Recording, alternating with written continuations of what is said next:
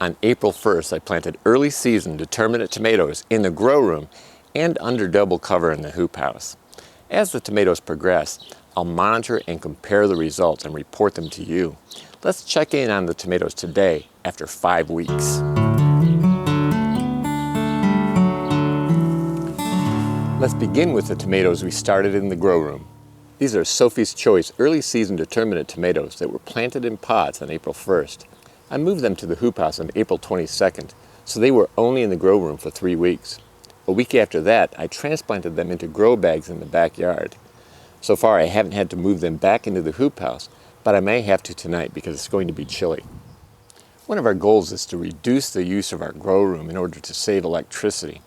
And being able to harden off these plants in the hoop house just 3 weeks after they were started indoors is definitely a step in that direction. That's several weeks earlier than we normally harden off tomatoes. Now let's take a look at the Sophie's Choice tomatoes we started outside under double cover in the hoop house. The plastic tags mark 2 of the 4 spots where I planted the seeds. Before planting, we harvested several heads of lettuce in the area to make sure the tomatoes got plenty of sun. I knew the lettuce would grow back, so my intention was to harvest again when they started shading the area. We had a very cold April this year with many overcast days, so I didn't expect the tomatoes started outside to get off to a fast start. It only took a week for the tomatoes in the grow room to germinate, but the ones started outside took longer. As we approach April 18th, keep your eye here to see the first seedling emerge. There it is. Unfortunately, I wasn't paying attention at the time and didn't notice the seedlings. As a result, I didn't cut back the lettuce to avoid shading the tomatoes.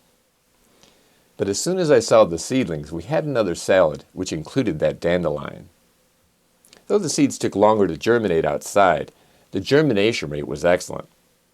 I want to grow a lot of these tomatoes, so I'll keep 1 tomato in each tagged location and carefully transplant the rest into grow bags. Though these plants aren't as far along as the ones started indoors, I'm not disappointed. Because the plants are healthy, and assuming they produce fruit later than the indoor plants, they'll give me a succession of tomato harvests, which is something I want anyway. This is our 3rd year experimenting with starting some of our tomatoes outside. And so far we've found that yes, the outside tomatoes, they germinate a little bit more slowly and they produce ripe fruit a little bit later. But overall their production is very good and the plants are healthy.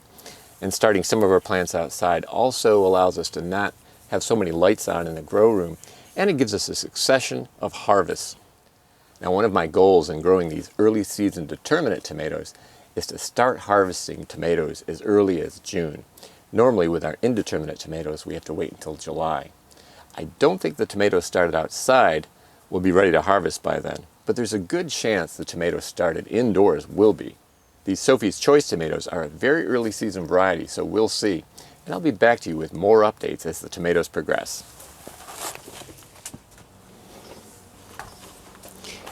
If you enjoyed this video, please give it a thumbs up. And if you haven't already, please subscribe for more videos on how to grow a lot of food on a little land without spending much or working harder than you have to.